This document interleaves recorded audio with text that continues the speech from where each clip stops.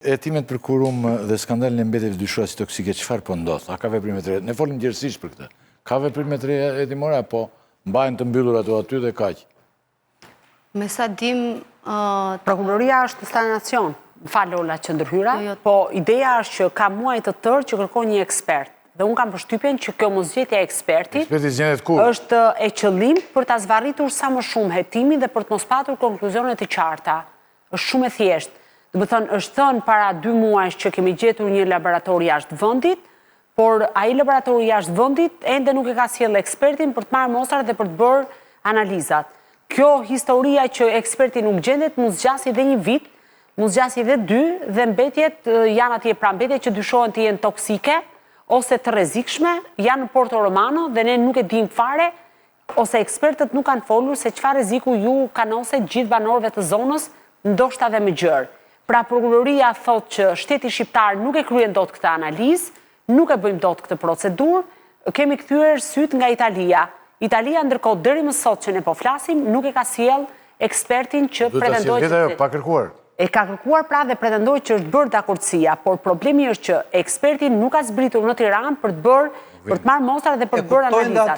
Pra ideja është bëjmë sikur e duam, por në fakt nuk e duam. Problemi është që kjo kuptojnë ata që eksperti s'është i nevojshëm. Zoti Rakipi, se duke sikur për përsërisin veten, unë ta kam thënë, ka 2 mundësi, ose qeveria shqiptare, ose më saktë, unë kam bindje që qeveria shqiptare është e interesuar që kjo çështje të varroset, sepse ka të bëjë me përfshirje në nivel ndërkombëtar, ka të bëjë me mashtrim dhe shkelje të ligjeve ndërkombëtare, ka të bëjë me një strukturë të organizuar brenda vendit për pjesën e mbetjeve toksike apo të rrezikshme, ka të bëjë me kompaninë Kurum, e cila edhe sot nuk jep shpjegim se ku janë mbetjet, sasitë e mbetjeve që janë sasi shumë të mëdha, të cilat duhet të eksportohen jashtë vendit dhe që normalisht nuk ka patur asnjëherë rregulla dhe procedura, ku janë dërguar, në çfarë mënyre, cilat janë kompanit, si janë kontrolluar, si kanë qenë numrat, sepse ka secila ngarkesë ka një numër të përcaktuar qartë. Dhe duke qenë se kjo histori është një histori që përfshir një sër hallkash, që nga zyrtarët e kompanisë, që nga Agjencia Kombëtare e Mjedisit,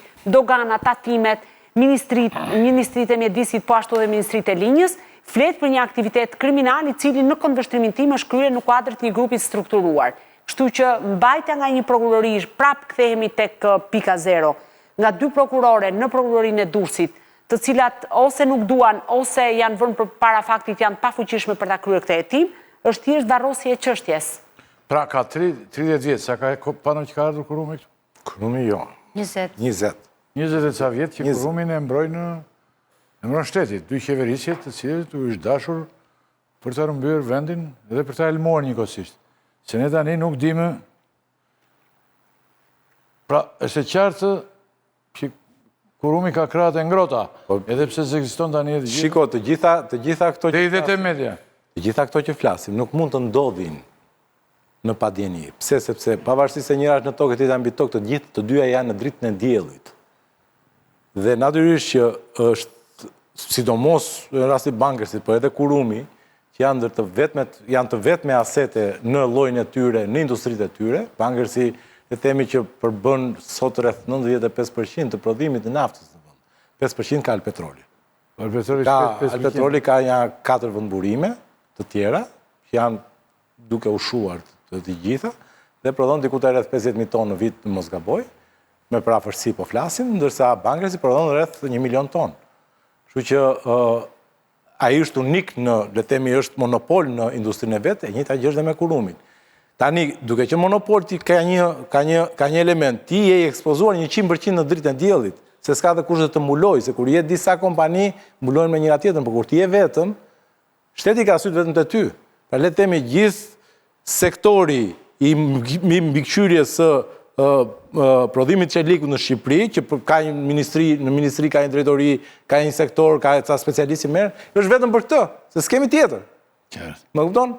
Prandaj po them që kjo e gjitha nuk mund të bëhet pa bekimin e mëdhenjve dhe nuk mund të bëhet fshehur asgjë. Si kanë ardhur, si kanë operuar në të 2 qeverisjet, të 2 këto kompani janë qartësisht në shërbim dhe për të ndihmuar, për të vjedhur dhe për të rrëmbyer vendin gjithë. Dhe pastaj kjo shpjegon faktin që Spaku nuk i jeton këto 2 raste.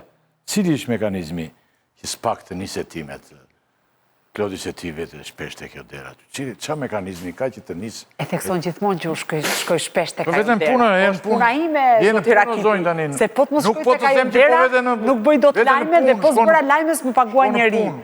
Shkoj në punë. Ta sqarojmë njëre mirë këtë pjesën. Atëherë ka dy mënyra për të sqaruar ose për të vënë në lëvizje SPAK-u.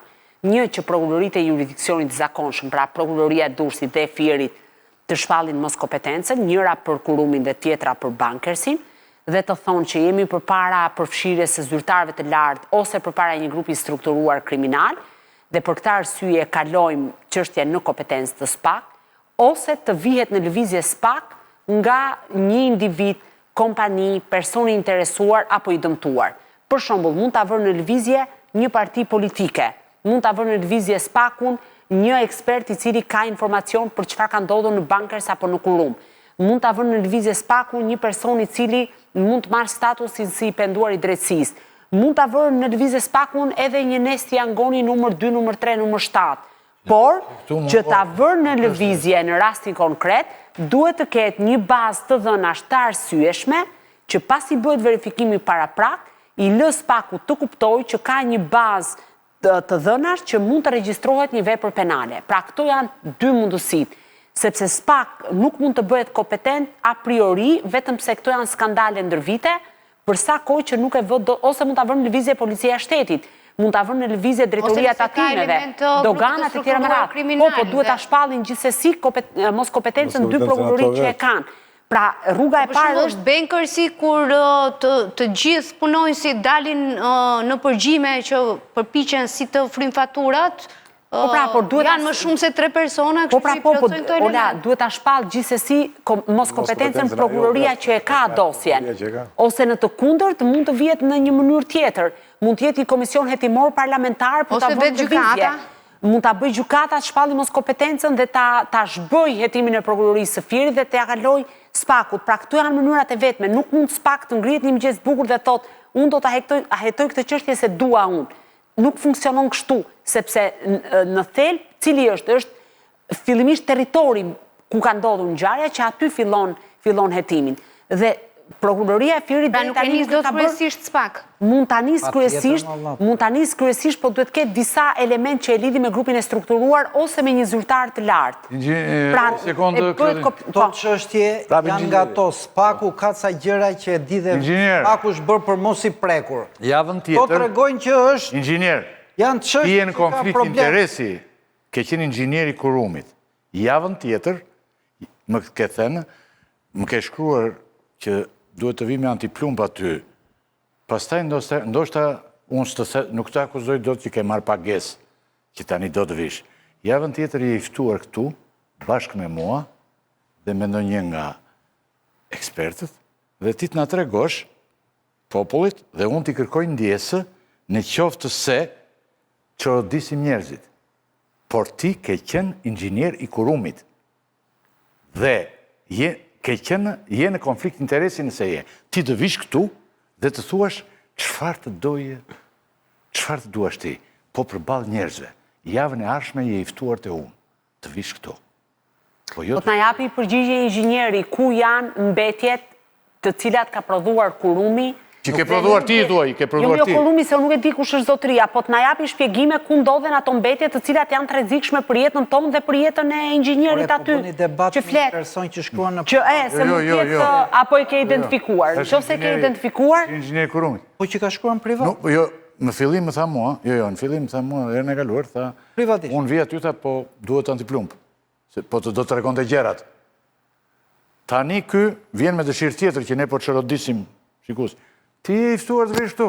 Po janë 102 kontener me mbetje të dy... përgjigje njërit që më shkruar. Po e ka identifikuar pra. Po doj, vjen. Se ky është saktuar për këtë punë.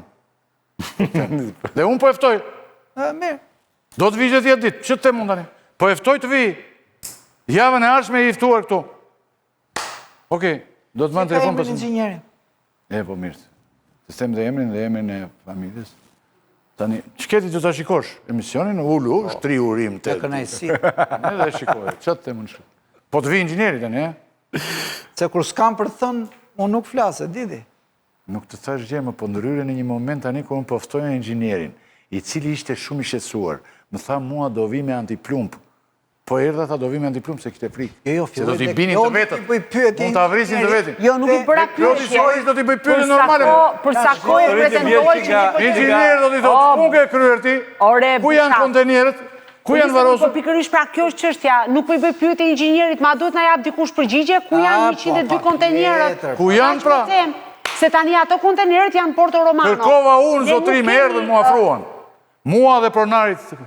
Dhe i thash, maksimalisht unë nderi që të më bëj unë ty, unë si gazetar nderi që të bëj, të thret të vi njeriu juaj dhe të thot çfarë doj. Japi version e vetë. Versionin e vetë. Të vi ta jap këtu. Po çfarë doj. Të vi më ja ta shikojmë. Do të them unë javën e ardhshme, po do vi inxhinieri apo jo? Do shta s'vjen. Ç'po shkruan? Tani.